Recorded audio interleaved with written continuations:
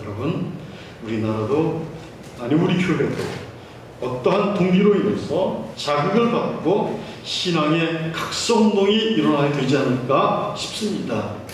부흥을 경험할 만한 사건이 일어났으면 좋겠다는 생각을 가지게 되지 않습니까? 월드컵이 한참 지금 열리고 있습니다. 붉은 악마 복장을 하고 전국의 수천만 명의 젊은이들이 또 나이 든 사람들이 그 대열에 합류를 해서 이제 응원하는 모습을 볼 수가 있습니다. 그리고 나서 그들은 술을 마시고 광란의 축제를 벌이곤 합니다. 이러한 그들의 축제가 우리 예수 안에서도, 예수 믿는 형제들 안에서도 신앙의 성령의 충만함으로 인해서 이러한 축제가 우리 안에서는 벌어질 수가 없다는 말입니까? 이 시간은 영적으로 병든 세상을 살아가는 우리들에게 어떻게 하면 우리 안에서 부흥의 불길이 타오르게 할 수 있을까? 우리가 말씀을 통해서 함께 조명을 해보고자 하는 것입니다. 첫 번째, 부흥을 경험하기 위해서는 희생의 씨앗이 필요합니다. 요나는 하나님으로부터 니느웨 성에 가서 하나님의 말씀을 대언할 것을 명령을 받습니다. 그런데 요나는 자신의 나라와 이 니느웨라고 하는 나라의 사이에는 서로가 불편한 관계였습니다. 마치 우리나라가 일제 36년에 억압을 받았던 것처럼 이스라엘과 니느웨는 서로가 이렇게 적대 관계에 있었습니다. 그래서 요나에게 니느웨에 가서 하나님의 말씀을 선포하라 라고 하는 것은 요나가 쉽게 받아들일 수가 없었습니다. 그래서 다시스로 도망을 갑니다. 하나님께서 어떻게 하십니까? 큰 풍랑을 일으켜서 마침내 요나를 물속에 던져버립니다. 그리고 큰 물고기의 뱃속에 들어가서 자신의 지금 내가 당한 처지를 하나님께 아뢰 수 있도록 그의 입술을 벌리게 만듭니다. 하나님은 요나의 기도에 응답을 하셨습니다. 그를 물고기 뱃속에서 토해내게 만들었습니다. 마침내 니느웨로 갈 것을 하나님께서 또다시 명령을 합니다. 오늘 본문의 말씀은 요나가 이 두 번째 하나님께로부터 명령을 받은 사건인 것입니다. 3절의 말씀 가운데 보니까 요나가 여호와의 말씀대로 니느웨로 가니라. 니느웨는 극히 큰 성읍이므로 3일 길이라 라고 이렇게 말씀하고 있습니다. 요나가 니느웨로 갔다라고 하는 것은 무엇을 의미합니까? 자기 뜻을 접고서 하나님의 명령에 순종했다라고 하는 것을 의미합니다. 우리가 하나님의 명령에 순종하려고 할 때 무엇이 동반되어야 됩니까? 참으로 우리가 하나님의 뜻을 쫓아 살려고 할 때 먼저 우리는 준비해야 될 것이 있습니다.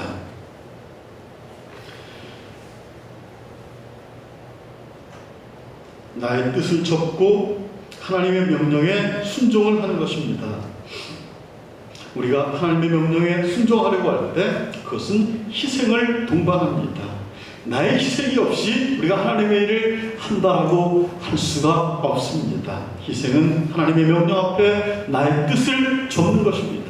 주여 말씀하시옵소서. 내가 듣겠나이다. 주여 나를 당신의 도구로 써주시옵소서. 우리는 하나님께서 하나님과 그의 묵상하는 가운데 하나님의 음성을 듣고 당신의 이끌림을 받는 것이 우리가 하나님께 쓰임을 받기 전에 먼저 내 자신을 돌아보는 것입니다. 그러한 우리 앞에 하나님께서 엄숙하게 명령을 하십니다. 아무에게나 하나님께서 음성을 주십니까? 그렇지 않습니다.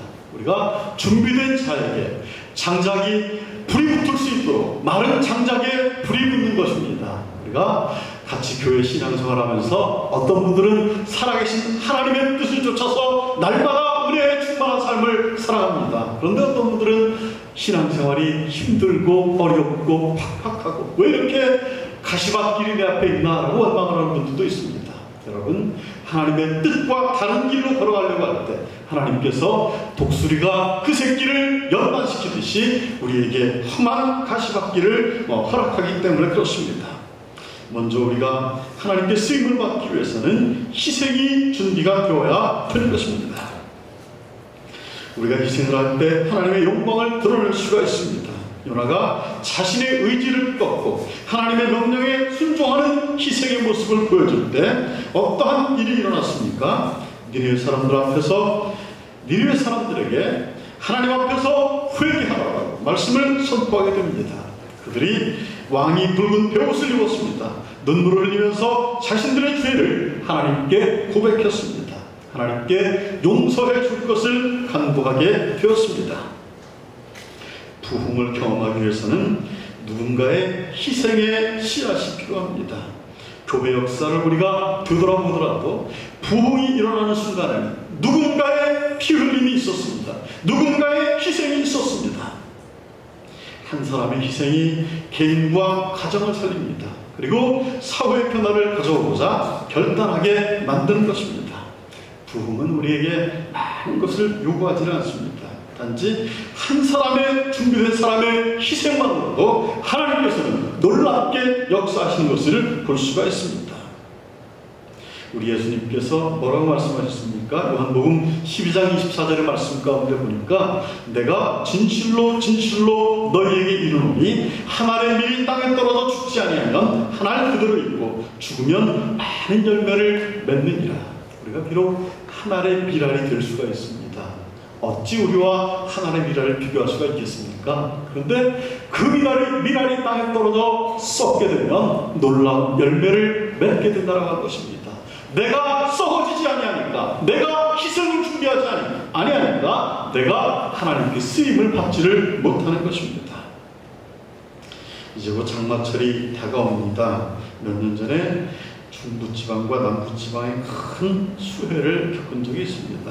어떤 분들은 무너진 집을 바라보면서 어떻게 이 집을 다시 세워야 될까 막막해하는 분들도 있었습니다.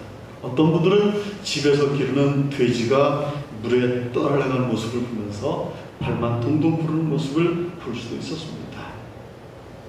그런데 이러한 사건을 뉴스로 바라보면서 어떠한 한 분이 참으로 귀한 일을 했습니다. 이 사건이 뉴스를 통해서 보도가 되었습니다. 90을 바라보는 강태원이라고 하는 분입니다. 이 강태원 씨가 KBS 방송국을 찾아왔습니다. 그래서 자기가 평생 모았던 전체산과 자기의 평생 모았던 부동산과 이 모든 것을 300억을 사회에 기부를 했습니다. 이분은 시향민입니다. 자식의 교육을 위해서라면 나는 단 한 푼도 물려줄 수가 없다라고 이렇게 생각을 했습니다. 그리고 자신의 부친의 말을 듣고서 평생 모은 돈을 사회에 환원을 하겠습니다 라고 이렇게 그분이 귀한 기부를 시작했습니다.